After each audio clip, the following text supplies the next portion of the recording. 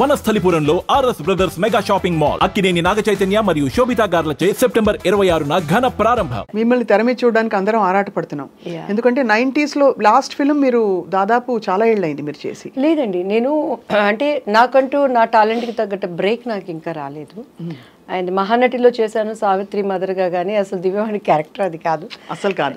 కేవలం అశ్విదత్ గారు మా కాల్ చేసి సావిత్రికి ఆ సిమ్టమ్స్ రౌండ్ ఫేస్ అది బాగుంటుంది, సావిత్రి మదర్ అంటే మీరే చేయాలన్న నాగే అశ్విన్ గారు అడిగారు అని అంటే అక్కడ నేను సావిత్రి గారి మదరు అదొక్కటే చూశాను, సరే చేద్దామని చేశాను. దాని తర్వాత నేను సీరియల్స్ చేశాను మంచిగా. నా పేరు మీనాక్షి అవి చేశాను. తర్వాత ATM చేశాను, వెబ్ సిరీస్. దాని తర్వాత పంచతంత్రం చేశాను. సో నాకు అనుకున్న విధంగా బ్రేక్ నా టాలెంట్కి తగినట్టు రాలేదు, సాటిస్ఫాక్షన్ లేదు. ఇప్పుడు మంచి ఫుల్ లెంగ్త్ క్యారెక్టర్స్ రాబోతున్నాయా మీవి? ఎలా అంటే ఫ్రాంక్గా ఏంటంటే రాబోతున్నాయి అనే దానికి తగిన నెట్వర్క్ నా దగ్గర లేదు. నవే డేస్ మాకంటే అప్పట్లో ఉమామహేశ్వరరావు గారు, మన రామారావు గారు, వీళ్ళు మనకి డేట్స్ చూసేవాళ్ళు. అవును, ఆ విధానం వేరు. నవే ట్రెండ్ ఏంటంటే కొంచెం మన పద్ధతులకి, నా అభిప్రాయాలకి, నా కట్టుబాట్లకి పొసిగే విధంగా లేదు. ఇప్పుడు డేట్స్ చూసి ఇప్పుడంతా ఏముందండి, ఒక టీం అంటే అప్పట్లో అంటే డైరెక్టర్ది, హీరోది, ప్రొడ్యూసర్ది ఉండేది. ఇప్పుడు ఏంటంటే ట్రెండ్ మారిపోయింది. సో ఈ నేటివిటీకి తగ్గట్టుగా కరెక్ట్గా పర్సన్ నన్ను హైప్ చేయడానికి, నా డేట్స్ చూడటానికి కరెక్ట్ నాకు కుదరలేదు. సో నాకు నేను పోయి చెప్పుకోలేను. సో ఆ బ్రేక్ పడేయడానికి ముందుగానే మా ఓన్దే నేను మన బ్యానరే స్టార్ట్ చేయాలని ఐఎమ్ ప్రేయింగ్ గాడ్ అండి. May God fulfil all that this beautiful season. ఇప్పుడు సో దివ్యవాణి గారు 90sలో 91, 92 ఆ టైంలో మీరు ఒక వెలుగు వెలిగారు కదా, అంత సక్సెస్ని ఆ రోజుల్లో ఎలా హ్యాండిల్ చేశారు మీరు? అంటే నాకు అసలు ఏమీ తెలియదండి. ఇప్పటికీ కూడా షోకేస్లో బొమ్మ ఎలా ఉంటుందో అలా అయిపోయింది నా జీవితం. అంతా మా అమ్మగారే, మా అక్కయ్య, మా అన్నయ్య, వాళ్ళ ముగ్గురు లేనిది సినిమా ఇండస్ట్రీలో నేను లేను. నాది ఏంటంటే పొద్దున్నే నిద్ర లేవటం, మంచిగా డైట్ ఫాలో అవటం. ఆనంద్ మాస్టర్ గారని భానుప్రియ గారికి మాకు ఒకటే మాస్టర్ గారు, డ్యాన్స్ క్లాస్ అయిపోవటం. అసలు సినిమా ఇండస్ట్రీకి కూడా నన్ను ఎక్కడ ఒక ఆఫీస్కి కూడా మా మమ్మీ వాళ్ళు నన్ను వెళ్ళనివ్వలేదు. I'm so lucky in that. మొన్న కూడా మన వంశీ గారు ఉన్నారు కదా, పెద్ద వంశీ గారు, ఆయనని కలిసాం. యాక్చువల్లీ చాలా క్లోజ్ సార్. అవునా, మీరు అడగండి. ఆయన ఒకే మాట అన్నారు అనమాట, ఈ అమ్మాయి అసలు ఒక సినిమా గడపెక్కిందండి, ఈ అమ్మాయి ఒక్క కంపెనీకి వెళ్ళి నాకు ఈ అవకాశం కావాలని అడిగిందా, ఈ అమ్మాయి ఎవరో ఎవరికి తెలియదు, వీళ్ళ అమ్మగారు వీళ్ళ సిస్టర్ వచ్చేవాళ్ళు అంటే అంత ప్రేమగా నన్ను దాచిపెట్టుకుని తీసుకొచ్చారండి. ఏ కంపెనీకి నేను వెళ్ళి నాకు ఈ క్యారెక్టర్ కావాలని అని నేను ఎప్పుడు కష్టపడలేదు. అలా అమ్మ తీసుకురావటం. ఎలా స్పాట్ అయ్యారు మీరు అసలు? అంటే ఎలా గుర్తించబడ్డారు? దివ్యవాణి, శ్రీవాణి అని ఒక అందమైన అమ్మాయి ఉంది అని. Ushavani. My original name is Ushavani. మరి ఉషావాణి దివ్యవాణిగా మార్చుకున్నారు. ఉషావాణి బాగుంది కదా పేరు. ఉషావాణి అంటే మమ్మీ, మా సిస్టర్ పేరు బేబీ రాణి. సో అలా ఉషావాణి, బేబీ రాణి, అలా రాణి వాణిలని మమ్మీ ముద్దుగా పెట్టుకున్నారు. అంటే మా సిస్టర్ తను ఇండస్ట్రీ మీద ఇష్టంతో వచ్చారు, మనము తేబడ్డాము. మీరు తేబడ్డారు, అది మనముగా రాలేదు. అసలు మనకు తెలీదు, కానీ దేవుడు బాడీలో టాలెంట్, ప్రతి ఒక్కరికి ఒక టాలెంట్ అనేది ఉంటుందండి. మనం పుట్టంగాల్ని కూడా దానిలో మనం వర్క్ చేసినప్పుడు మనకు అలుపు సొలుపు ఉండదు.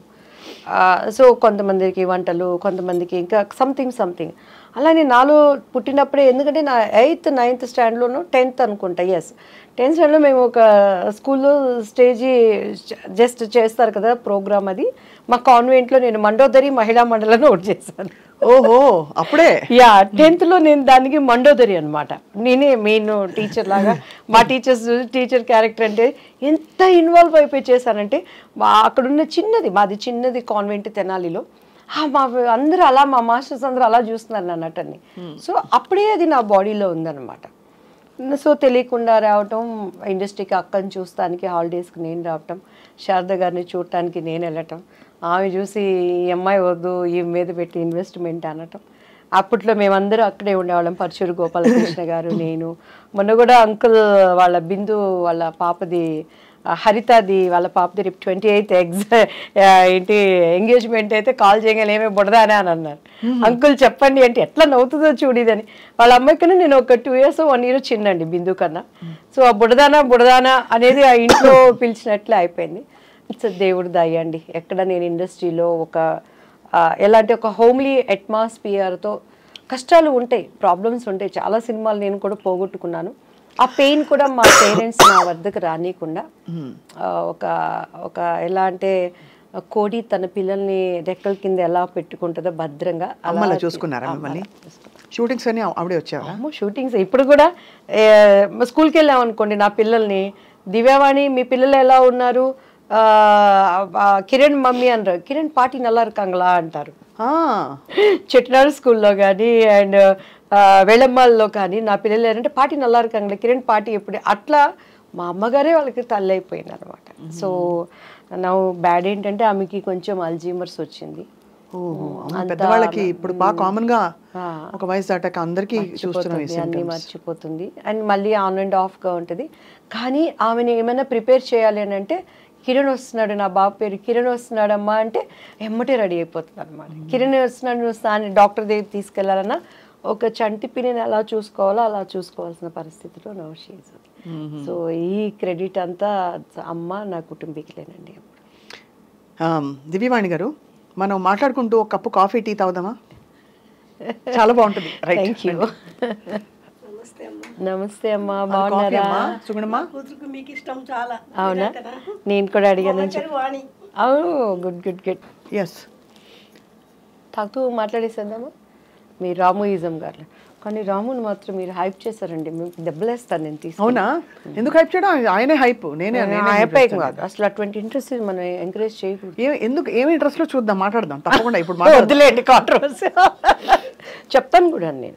చెప్పండి, అదేం పర్లేదు, ఎవరి అభిప్రాయాలు వాళ్ళవి. నేను అంటే ఆయన వాస్తవాలు మాట్లాడతారు కాబట్టి చాలా మందికి అది మింగుడు పడదు. వాస్తవం కాదు, వాస్తవాలు ఉన్నాయని చెప్పని మన పూర్వీకులు ఆడమండి ఇవి బట్టలు లేకుండా ఉన్నారని ఇప్పుడు మనం పోగలరా? ఆయన బట్టలు వేసుకుని వస్తారు, ఆయన వేసుకుని వస్తారు, కానీ ఆయన మాటలు బట్టలు లేని మాటలు, బట్టలు లేని మాట్లాడతారా?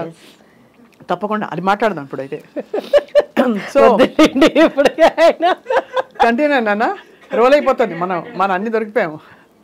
సో దివ్యవాణి గారు, ఇప్పుడు బాగా చక్కగా మా సుగుణ మంచి షుగర్ వేసి పట్టుకొచ్చింది. మీరేమన్నా అలాంటి రెస్ట్రిక్షన్స్ ఫాలో అవుతారా? సుగుణమ్మ, నీకు happy Christmas, happy new year. Thank you Sugunamma కూతురు వాణి, నీకు కూడా ఐ లవ్ యూ. అబ్బో, ఇంకా అయిపోయింది, మురిసి పొంగిపోతారు. అవునా? Beautiful tea and coffee. వాళ్ళు లేకుండా మనం లేవండి, వాళ్ళ ప్రేమే మనకి ఆదరణ. అంతే కదా. రాజేంద్ర ప్రసాద్ గారి మీ కాంబినేషన్ చాలా హిట్ కాంబినేషన్ ఆ రోజుల్లో. సో ఆయన పాత్ర మీ కెరియర్లో ఎలా ఉండేది? అంటే ఆయన ఒక సీనియర్ యాక్టర్, యాజ్ ఎ ఆర్టిస్ట్గా ఆయన నేను ఎప్పుడు కూడా, నేనేంట్లేండి చాలామంది, నేను ఎప్పుడు యాజ్ ఎ ఆర్టిస్ట్గా ఆయన ఏమంటానంటే ఆయన ఒక మండుతున్న కట్టె. మండుతున్న కట్టెలోకి మనం సంక్రాంతి భోగి పండుగలప్పుడు చూస్తాం, పచ్చి కట్టెలు తీసుకొచ్చి అందులో వేస్తే అవి కూడా మండుతాయి. అవును. యాక్టింగ్ రాని వాడిని కూడా ఆయన పక్కన నిలబెడితే యాక్టింగ్ వస్తుంది. అంతేనా? అండ్ ఇంకొకటి ఆయనలో గ్రేట్నెస్ ఏంటంటే ప్రతి దాంట్లో హీ విల్ ఇన్వాల్వ్డ్. అవతల తిట్టుకున్నా పర్వాలేదు, అవతల నసికినా పర్వాలేదు, డైరెక్టర్ ఏమనుకున్నా పర్వాలేదు, కో ఆర్టిస్ట్లు ఏమనుకున్నా పర్వాలేదు, కానీ అన్నీ తానైపోతాడు. ఈ సెట్ కానీ నా క్యారెక్టర్ చేయించడం కానీ, అంటే తను ఏంటంటే అంతా బాగుంటేనే కదా సినిమా సక్సెస్ అనే స్వభావం ఉన్న వ్యక్తి. అండ్ మంచి మన భారతదేశం కానీ మన ఇండియా కానీ ఎక్కడున్నా కూడా నవ్వుల రాజేంద్రుడు అంటే ఆయన కడుపులో లైఫ్లో ఎంత దుఃఖం ఉన్నా కూడా అండ్ ఆయన యాజ్ ఆర్టిస్ట్గా నేను చాలా అప్రిషియేట్ చేస్తాను. మొన్న పాపం వాళ్ళ ఇంట్లో విషాదం. ఎస్ అండి.